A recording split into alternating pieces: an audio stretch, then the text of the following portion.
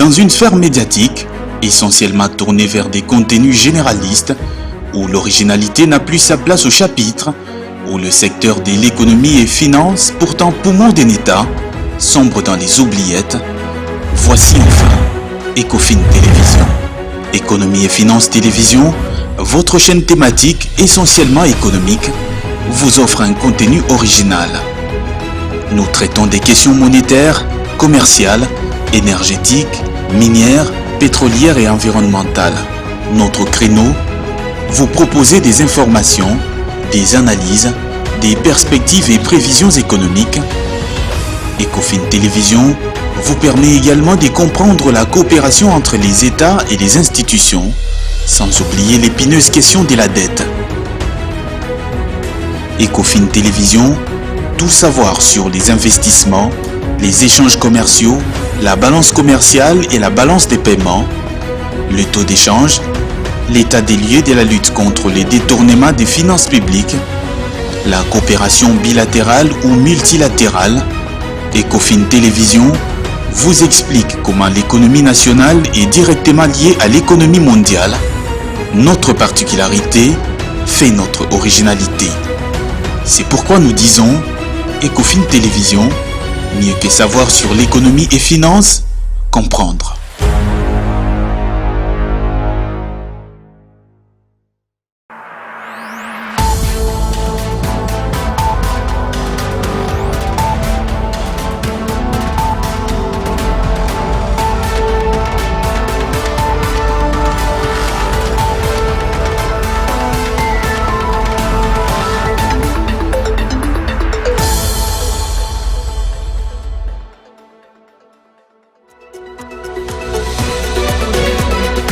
La République démocratique du Congo accueille la 7e édition du Forum économique dénommé les Rencontres Africa. Cette convention d'affaires entre les dirigeants d'entreprises françaises et africaines qui a ouvert ses portes ce mardi à Kinshasa ira jusqu'au vendredi 24 novembre 2022. L'objectif est d'appuyer la République démocratique du Congo à accélérer son développement économique. Les détails à suivre dans ce journal. À suivre également dans ce journal, l'industrie pétrolière de la RDC enregistre une hausse de production. Au total, ce sont plus de 7 millions de barils de pétrole produits au cours des 10 premiers mois de l'année 2022. À suivre également dans ce journal. Et puis, il n'y aura pas de rupture des produits de grande consommation sur le marché de Kinshasa. Tous les indicateurs vont dans ce sens. Reportage à suivre dans ce journal au marché Gambela. Voilà tout pour les titres. Je suis très heureux de vous retrouver pour cette nouvelle session d'information sur Ecofin Télévision. Tout d'abord, les questions socio-économiques sont largement évoquées dans les différents conseils des ministres. C'est le porte-parole du gouvernement, Patrick Mouyaya, qui l'a affirmé le mardi lors du briefing hebdomadaire.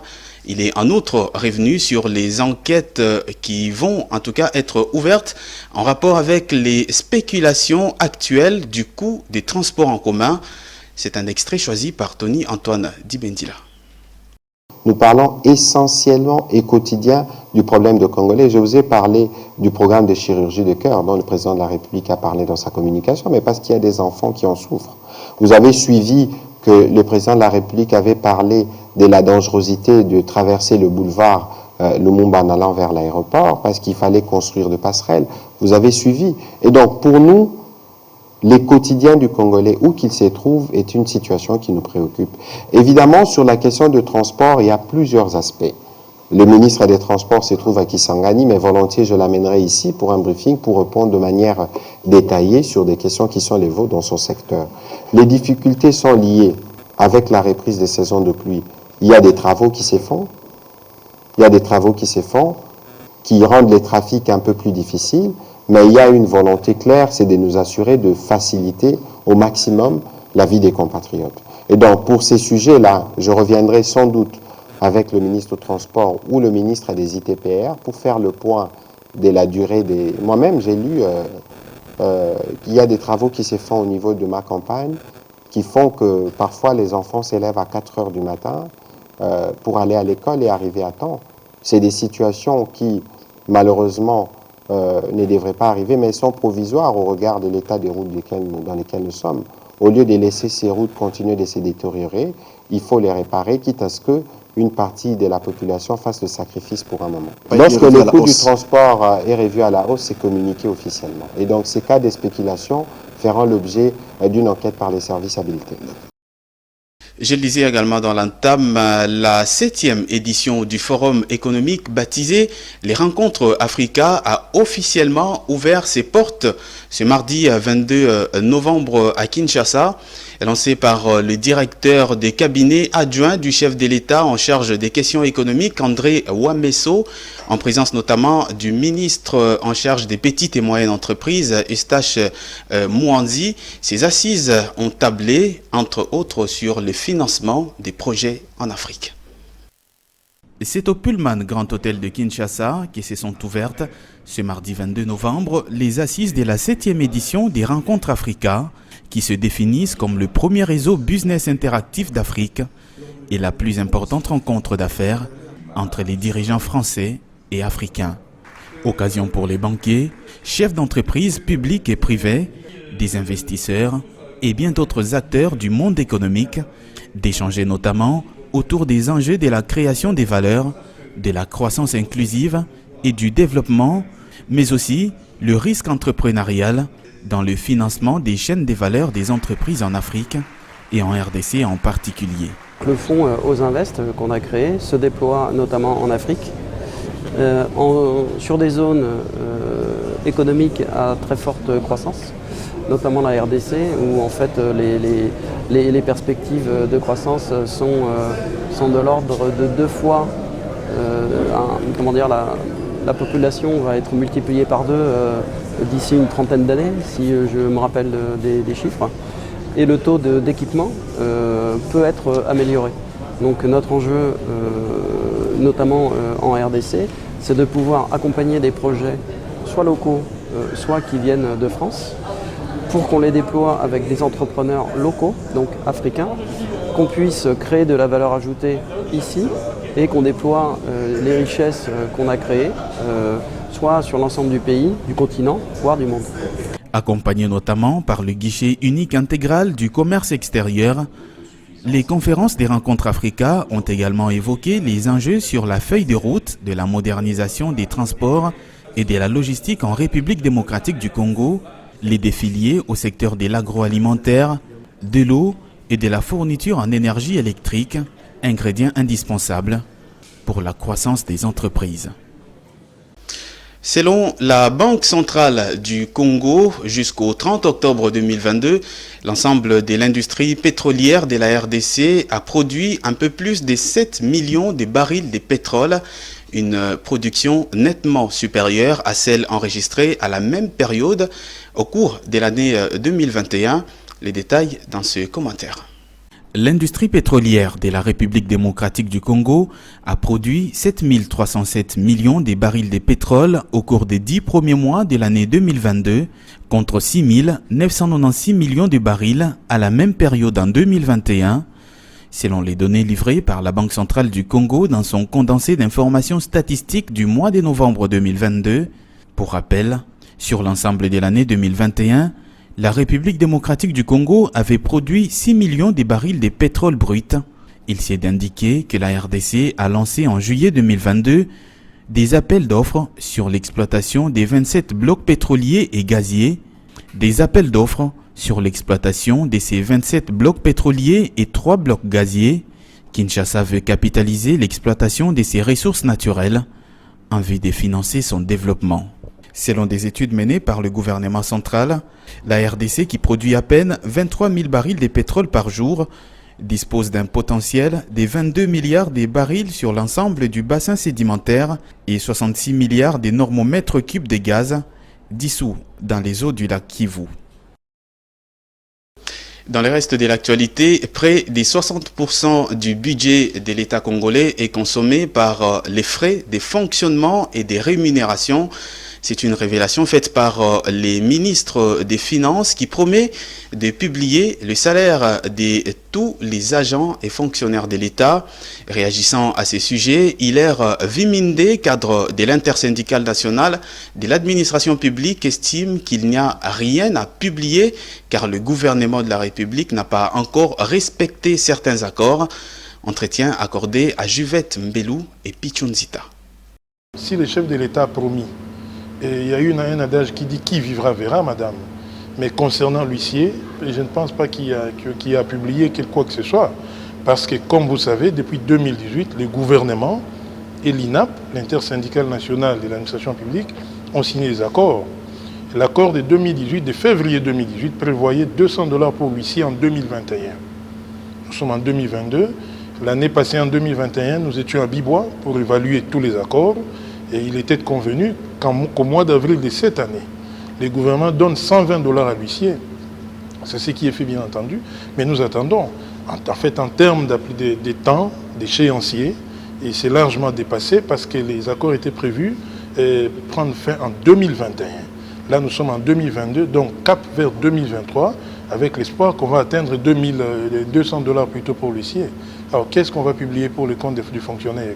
Parce que tout est là. S'il y a quelques amis députés et quelques autres organisations de la société civile qui ont parlé du fameux dossier $21 000 des députés, comme vous savez, et que ça consiste à jeter les pavés dans la mare, tant mieux, c'est une bonne chose, parce que nous sommes présentement dans l'état des droits.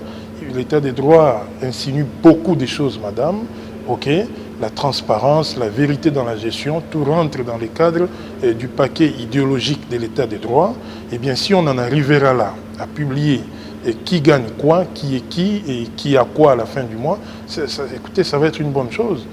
Vous avez appris et entendu qu'un certain député a levé les tons pour demander la réduction du train de vie. Si ce sont des dégâts collatéraux, voyez-vous, de tout ce mouvement, c'est une bonne chose. Le manque d'uniformité des prix des produits dans les dépôts pharmaceutiques à Kinshasa est un véritable casse-tête. Un des pharmaciens approchés ce mercredi demande au gouvernement de la République de s'impliquer davantage afin de réguler ce secteur qui pose encore des sérieux problèmes. C'est un reportage de Claude Kungu et Sele Chamala.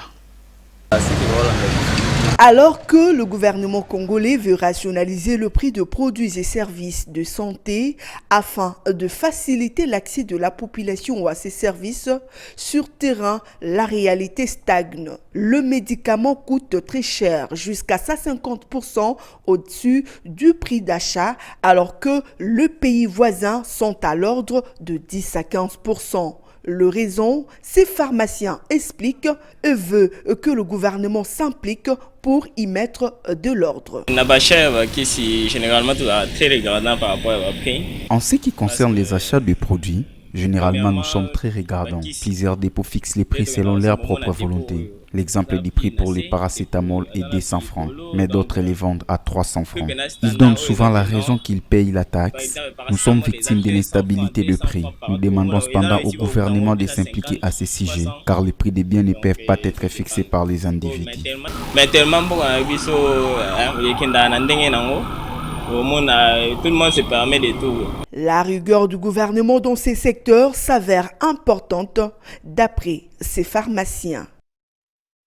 Je l'ai également évoqué dans le sommaire de ce journal, la non-rupture des produits de grande consommation sur le marché de Kinshasa, tel qu'assuré par les importateurs, semble se confirmer. Nos reporters qui étaient ce mercredi au marché urbain appelé Gambela ont constaté l'effectivité des approvisionnements à grande quantité des commerçants, quoique la spéculation des prix reste d'actualité. C'est un reportage de Philo Chiloba et Ruben Manata.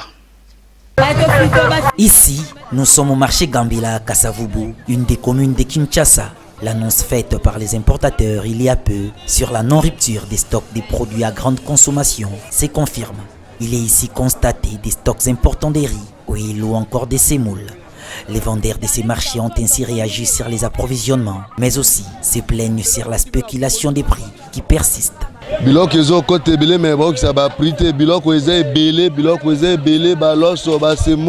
Certes, il y a approvisionnement de denrées alimentaires, mais la population insiste beaucoup plus sur la spéculation des prix qui persistent.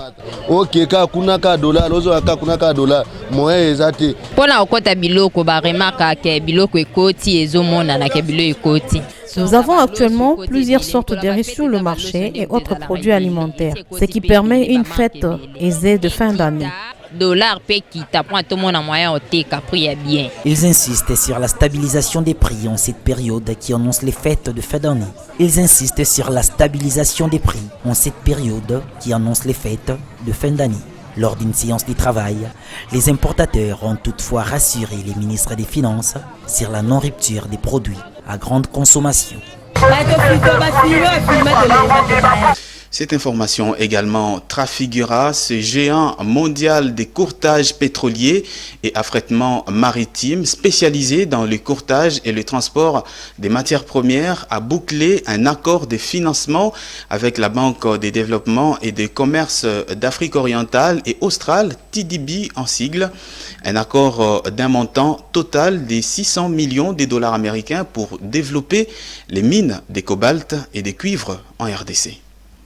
Selon l'agence Reuters, le négociant en matières premières, Trafigura, a conclu un accord de financement syndiqué de 600 millions de dollars américains avec la Banque de développement et des commerces d'Afrique orientale et australe pour développer les mines de cobalt et de cuivre en République démocratique du Congo. Selon Trafigura, ce financement lui permettra d'achever la nouvelle mine mécanisée de Chemical of Africa à Mutoshi, l'usine de traitement à Kolwezi, et l'expansion de sa mine Étoile et de son usine de traitement à Lubumbashi.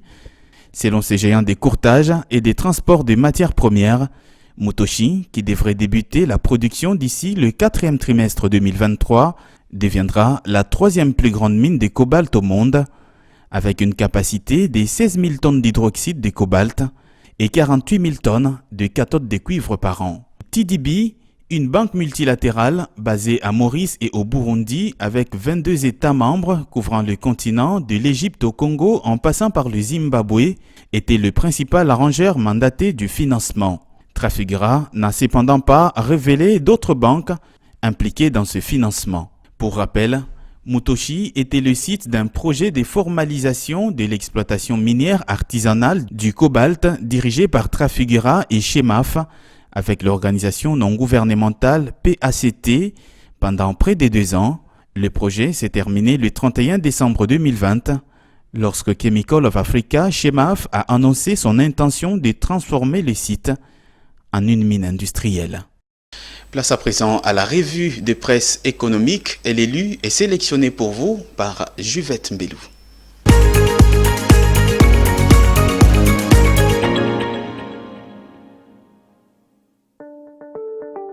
Bienvenue à cette revue de presse. Ouvrons cette revue de presse avec Econews qui révèle à sa une le FMI conduit avec succès la 3e revue de pêche 3 et exige la publication de tous les nouveaux contrats miniers et ceux renégociés. En effet, à la suite de la visite du 19 octobre au 2 novembre 2022 à Kinshasa, l'équipe du Fonds monétaire international dirigée par Mercedes Vera Martin, chef de la mission pour la République démocratique du Congo, a finalisé depuis Washington les discussions sur les politiques économiques et les programmes de réforme des autorités. À l'issue des discussions fructueuses, note le journal, les autorités congolaises et l'équipe du FMI sont parvenues à un accord au niveau des services sur les politiques économiques en vue de l'achèvement de la 3e revue, ce dans le cadre de l'accord au titre de la FLEC. Cet accord doit être soumis à l'approbation de la direction du FMI et à l'examen du conseil d'administration prévu en décembre 2022.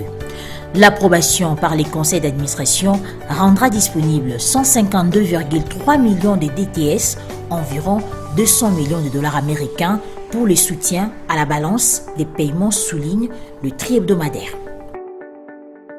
Poursuivons cette revue de presse avec Congo Nouveau qui accorde une place de choix à l'appel de Patrick Mouyaya à la population pour s'approprier la campagne dénommée « Défendons la patrie ». Selon les confrères, le ministre de la Communication et Médias Patrick Mouyaya a au cours du briefing presse du mardi 22 novembre 2022 à Kinshasa évoqué la campagne « Défendons la patrie » Batela Ekolo, lancée depuis quelques jours en RDC. Le porte-parole du gouvernement a appelé à l'implication de toute la population congolaise pour la défense de la mère patrie qui est victime de l'agression rwandaise.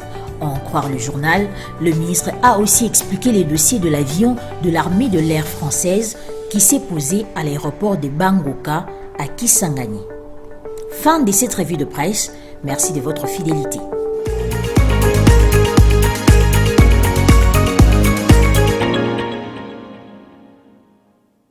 Nous sommes arrivés à la fin de cette édition du journal. Si vous nous avez pris diffusion en cours, en voici le rappel des titres.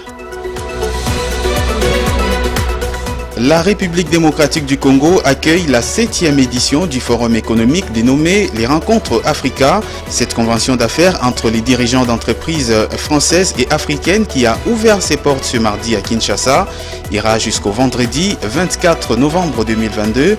L'objectif est d'appuyer la RDC à accélérer son développement économique.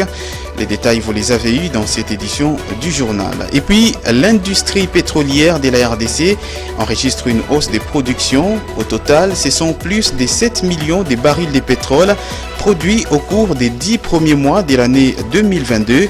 Des détails que vous avez également eu dans cette édition du journal. Et puis, il n'y aura pas de rupture des produits de grande consommation sur les marchés de Kinshasa.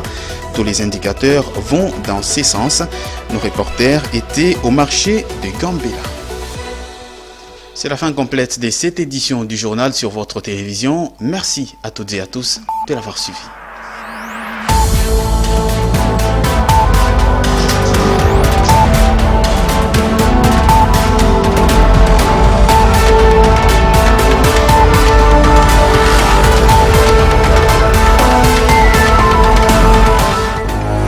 Dans une sphère médiatique, essentiellement tournée vers des contenus généralistes, où l'originalité n'a plus sa place au chapitre, où le secteur de l'économie et finance, pourtant poumon d'un État, sombre dans les oubliettes, voici enfin Ecofin Télévision. Économie et finance télévision, votre chaîne thématique essentiellement économique, vous offre un contenu original. Nous traitons des questions monétaires, commerciales, énergétiques, minières, pétrolières et environnementales. Notre créneau, vous proposer des informations, des analyses, des perspectives et prévisions économiques. Ecofin Télévision vous permet également de comprendre la coopération entre les États et les institutions, sans oublier l'épineuse question de la dette. Ecofin Télévision, tout savoir sur les investissements, les échanges commerciaux, la balance commerciale et la balance des paiements, le taux d'échange, l'état des lieux de la lutte contre les détournements des finances publiques, la coopération bilatérale ou multilatérale. Ecofin Télévision vous explique comment l'économie nationale est directement liée à l'économie mondiale. Notre particularité fait notre originalité. C'est pourquoi nous disons Ecofin Télévision, mieux que savoir sur l'économie et finances, comprendre.